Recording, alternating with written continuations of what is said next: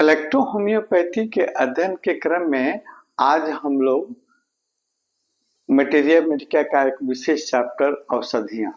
इन्हीं औषधियों के अध्ययन के क्रम में हम लोग एंजाइटिको नंबर 1 यानी A1 के कुछ विशेष प्रयोग के बारे में हम लोग अध्ययन कर रहे हैं। तो आज हम लोग कुछ लंग्स से आपको रिलेटेड डिजीज पर, है ना, आपको ब्लड का कंजेशन हो जाने के चलते, है ना, कौन कौन सा रोग उत्पन्न हो सकता है, इस पर हम लोग चर्चा करेंगे। जैसे आपको पल्मोनरी हाइपरटेंशन, है ना, आपको ब्लड कंजेशन के चलते कई सारे रोग आपको लंग्स में, हमारे फेफड़े में आपको देखने को मिलते हैं। जैसे आपको सबसे पहले आपको ब्लड कंजेशन, है ना, कंजेशन के चलते, है ना, आपको पल्मोनरी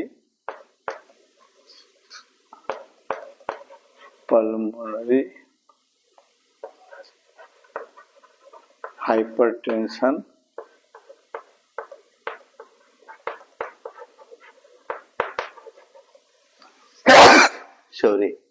पल्मोनरी हाइपरटेंशन और फिर आपको कंजेस्टिव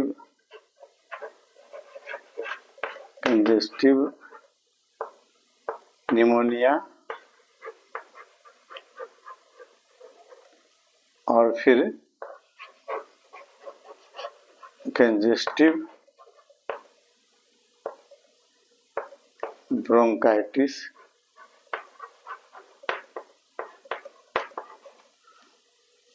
और फिर आपको लंग्स फाइब्रोसिस और फिर आपको ओडेमा, है ना।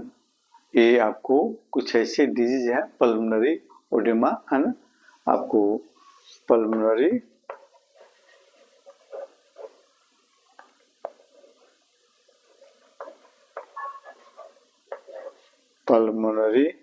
ओडेमा, आपको लंग्स फाइब्रोसिस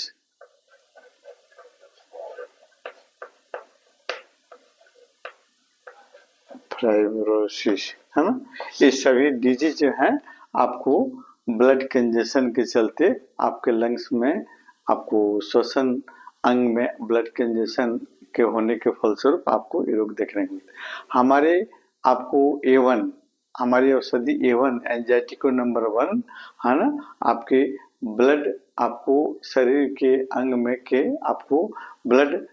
कंजेशन को ठीक करने में मदद करती है। ब्लड कंजेशन क्या होता है, इस पर हमने आपको इसके पहले वाले आपको क्लास में इसके हम लोग चर्चा किए थे कि ब्लड कंजेशन होने का कारण क्या है और ब्लड कंजेशन कितने प्रकार के होते हैं। आज हम लोग एंजाइटिको नंबर 1 आपको ब्लड कंजेशन को कैसे ठीक कर सकती है ना, हमारे श्वसन अंगों के रोगों में ब्लड कंजेशन के चलते कौन कौन से रोग होते हैं, इस पर हम लोग चर्चा कर रहे हैं, है ना। तो आज हम सबसे पहले देखते हैं कि आपको हमारे A1 जो है ब्लड कंजेशन को ठीक करने में मदद करते हैं, यानी हमारे किसी भी अंग में ब्लड सर्कुलेशन अगर धीमी हो रही हो, है ना, या वहाँ पर उस अंग में ब्लड की अधिकता हो गई हो, है ना, या ब्लड वहाँ जमा हो गई हो, है ना, तो ब्लड जब जमा हो जाएगा तो फिर बाहर से आपको ब्लड जाने में कठिनाई होगी, है ना, धीमी गति से ब्लड वहाँ जाएगी, है ना। तो अगर लंग्स में, है ना, अगर हमारे लंग्स में आपको ब्लड वेसल्स की अधिकता हो जाए, लंग्स में ब्लड की अधिकता हो जाए, है ना, लंग्स के ब्लड वेसल्स में कंजेशन हो जाए, वहाँ ब्लड अधिक मात्रा में जमा हो जाए, तो जिसके कारण आपको हो सकता है पल्मोनरी हाइपरटेंशन, है ना, पल्मोनरी हाइपरटेंशन, है ना, पल्मोनरी आपको टिश्यू में, है ना, आपको वहाँ ब्लड वेसल्स में आपका ब्लड का कंजेशन हो जाए, है ना, आपको ब्लड वहाँ जमा हो जाए, है ना, मसल्स में, तो फिर आपको वो रोग उत्पन्न होगा पल्मोनरी हाइपरटेंशन, है ना, जिसके चलते अगर पल्मोनरी हाइपरटेंशन हो गया, इसमें यहाँ की आपको सेल टिश्यू में अगर ब्लड ज़्यादा जमा हो गया तो उसका प्रेशर पड़ेगा, है ना, कहाँ पर, पल्मोनरी आपको वेसल्स पर, है ना, और फिर आपका इसके चलते आपका हार्ट का राइट वाला भाग फेलियर हो सकता है ना, पल्मोनरी आपको हाइपरटेंशन के चलते आपका हार्ट का राइट वाला भाग फेलियर हो सकता है ना। अब हम देखते हैं पल्मोनरी ओडेमा, है ना, पल्मोनरी ओडेमा क्या कहता है ना, फेफड़ों में पानी भर जाना या बार बार लंग्स के ब्लड वेसल्स में अगर ब्लड आपको भर जाता है तो ब्लड वेसल्स पे एक तरह का दबाव बढ़ता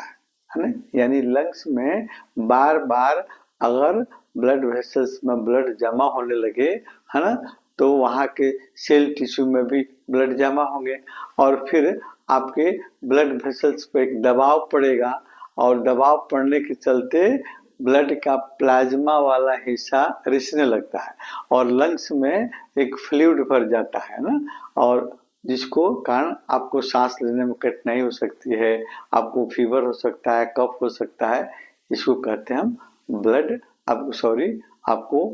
पल्मोनरी ओडिमा, है ना, यानी पल्मोनरी ओडिमा मतलब आपके लंग्स में आपका फ्लूइड का भर जाना, है ना, आपका उसमें पानी भर जाना, आपको ये कहलाता है पल्मोनरी ओडिमा, है ना। क्यों होता है? क्योंकि वहाँ के ब्लड वेसल्स में आपको ब्लड अगर भरते रह गया, ज़्यादा भरते रह गया, तो वहाँ के ब्लड वेसल्स पे एक तरह का दबाव पड़ता है और दबाव पड़ने के चलते आपका उस कैपिलरी से या आर्टरी से आपको ब्लड का प्लाज्मा वाला हिस्सा रिस कर वहाँ जमा होने लगता है और जमा होकर एक उसमें स्वेलिंग पैदा होती है, सूजन पैदा हो जाती है और फिर उस समय सांस लेने में कष्ट होने लगती है, फीवर आपको हो जाती है, कफ होने लगती है, इसको हम आपको पल्मोनरी ओडिमा के नाम से आते हैं। उसके बाद में आपको कंजेस्टिव निमोनिया, है ना, कंजेस्टिव निमोनिया भी आपको पल्मोनरी हाइपरटेंशन, कंजेस्टिव आपको निमोनिया, तो कंजेस्टिव निमोनिया क्या कहता है? देखिए, ज्यादा दिन तक लंग्स में आपको कंजेशन होने के कारण, है ना, आपको बैक्टीरियल इन्फेक्शन लगने की संभावना ज्यादा बढ़ जाती है ना, बार बार आपको लंग्स में कंजेशन हो रहा है ब्लड का, तो उस समय आपको बैक्टीरियल इन्फेक्शन लगने की खतरा ज्यादा बढ़ जाती है और फिर अगर लग गई बैक्टीरियल इन्फेक्शन तो फिर आपको निमोनिया हो जाएगा, है ना, ब्लड कंजेशन के चलते, और लंग्स में सूजन हो जाएगा, उसके आपको अल्वलाई वाले भाग में पस जमा हो जाएंगे, सांस लेने में कठिनाई होगी, ये सब आपको सिम्टम देखने को मिलेंगे। और फिर एक रोग होता है आपको कंजेस्टिव ब्रोंकाइटिस या क्रोनिक ब्रोंकाइटिस भी हम कहते हैं कि श्वसन नलिका में आपको श्वसन नलिका ब्रोंकाई, है ना, हमारे श्वसन नलिका में आपको बार बार अगर सूजन हो रहा है, लगातार सूजन हो रहा है, उसमें कफ बन रहा है और ये प्रक्रिया लगातार कुछ दिनों तक 2 महीने 3 महीने तक होती है, तो फिर आपको ये क्रोनिक आपको ब्रोंकाइटिस कहलाता है और इसमें आपको जैसे 3 माह से अगर ज़्यादा हो गया इस तरह का खांसी तो क्रोनिक ब्रोंकाइटिस में बदल जाता है और इसमें ज़्यादा बलगम आते हैं, है ना। अब इसके अलावा आपको लंग्स फाइब्रोसिस, एक रोग है लंग्स फाइब्रोसिस, है ना। लंग्स की आपको टिश्यू बहुत सॉफ्ट होती है, नाजुक होती है, लचीली होती है, अगर इसमें बार बार ब्लड कैपिलरीज द्वारा आपको अगर ब्लड का कंजेशन हो रहा है उसमें, तो फिर उसमें आपको पर्याप्त मात्रा में ऑक्सीजन भी नहीं मिलेगा उन टिश्यू को, है ना, और उसको पर्याप्त भोजन भी नहीं मिलेगा, तो कुछ दिनों के बाद में आपको वहाँ पर एक कुछ एक्स्ट्रा फाइब्रस टिश्यू बनने लगते हैं, है ना, और वो एक्स्ट्रा फाइब्रस टिश्यू बाद में गांठ में कन्वर्ट हो जाते हैं, कठोर हो जाते हैं, मोटे हो जाते हैं, है ना, इसको कहते हैं आपको लंग्स फाइब्रोसिस, है ना। और इसमें आपको सांस लेने में कठिनाई होने लगती है, सूखी खांसी होती है, सीने में जकड़न महसूस होती है ना, वजन कम होने लगता है, भूख कम लगती है, इस तरह के सिम्टम आपको देखने को मिलते हैं। अब लंग्स में ब्लड कंजेशन के चलते आपको जो भी रोग हमने नाम बताया है ना, पल्मोनरी हाइपरटेंशन या पल्मोनरी ओडिमा या कंजेस्टिव निमोनिया, कंजेस्टिव आपको ब्रोंकाइटिस है ना, लंग्स फाइब्रोसिस, तीन सभी रोगों में आपकी इलेक्ट्रो होम्योपैथिक औषधियाँ कैसे आपको ठीक करती है, मदद करती है ना। तो जैसे सबसे पहले हम जानते हैं A1 के बारे में, हम A1 के स्टडी कर रहे हैं। तो A1 के बारे में, A1 ब्लड के जमाव को ढीला करती है, आपको खोलती है, बाहर निकालने में मदद करती है ना। अगर एक्यूट कंजेशन हो गया है लंग्स में, तो फर्स्ट से सेकंड डायल्यूशन में आपको A1 को केवल देने से ब्लड की कंजेशन को दूर किया जा सकता है ना। और कभी कभी लंग्स में ब्लड वेसल्स में जमा ब्लड में गतिशीलता लाती है, कौन? A1 है ना। आपके लंग्स के आपको ब्लड वेसल्स के में आपको जो ब्लड जमा है उसको एक्टिव करती है, उसको गतिशीलता करती है, ज्यादा तीव्र मात्रा में तेजी से उसको बाहर निकालने में मदद करती है। यानी एक्यूट कंजेशन में आप A1 का फर्स्ट डायल्यूशन ही देकर आप उसको दूर कर सकते हैं ना। लेकिन क्रोनिक में आपको थर्टी डायल्यूशन की आवश्यकता पड़ सकती है। लंग्स आपको इसके अलावा आपको A1 के अलावा आपको उसका सहयोगी मेडिसिन पी ग्रुप की औषधियाँ, क्योंकि लंग्स पर हम चर्चा कर रहे हैं तो पी ग्रुप की औषधियाँ P1 और P2 P3 P4 ये चारों औषधियाँ जो हैं आपको बेहतरीन काम करती हैं। आपको रिस्पिरेटरी ऑर्गन की मुख्य औषधि होने के चलते कफ को बाहर निकालने में मदद करती है ना। और कफ आप कंजेशन के चलते कफ ज्यादा फॉर्म कर रहा है, ज्यादा आपको जम गया है, तो फिर उसको ढीला करने में, बाहर निकालने में मदद करती है और सांस की तकलीफ को दूर करती है। फर्स्ट डायल्यूशन में आपको कफ को बाहर निकालती है ना। अब उसके अलावा आपके एस्क्रोफ्लोसो ग्रुप की औषधियाँ जो है S1, S5 या S10, ये आपको क्या करती है? आपके मेटाबॉलिक के आपको एक्टिविटी को तेज करती है और यह आपको औषधि फीवर को में अब ठीक करने में मदद करती है, साथ साथ में आपको मतलब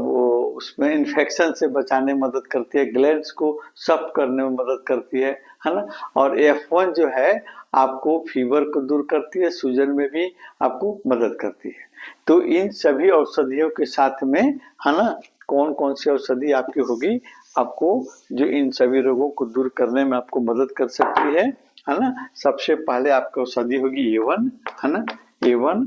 प्लस आपको C1, C5 या आपको C13, ये हम सहयोगी औषधि के बारे में बता रहे हैं, कौन कौन औषधियाँ आपको मदद कर सकती हैं। इसके बाद में आपको P ग्रुप की औषधि P1, P2, P3 और P4 है ना, P4 और फिर आपको L1, F1 है ना। ये सभी औषधियाँ जो हैं आपको ये आपको रोगों को जो मैंने उपयुक्त नाम ब्लड कंजेशन के चलते जो रोग हुआ है इनको ठीक करने में, अगर एक्यूट में कोई रोग हो तो इसको फर्स्ट डायल्यूशन में आप दीजिएगा है ना। और फिर क्रोनिक होने पर आपको इसको दीजिएगा सेकंड थर्ड डायल्यूशन है ना। सॉरी आपको एक्यूट में है ना, एक्यूट में आप दीजिए फर्स्ट डायल्यूशन है ना एक्यूट में, और सब एक्यूट में आपको थर्ड डायल्यूशन दीजिए है ना। डायल्यूशन सेकंड थर्ड डायल्यूशन सब एक्यूट में और फिर आपको 30 डायल्यूशन जो है आप दीजिए क्रोनिक में है ना। क्रोनिक में आप थर्ड डायल्यूशन की आवश्यकता पड़ती है ना। तो फिर इसमें इलेक्ट्रिसिटी जैसे आपको B है ना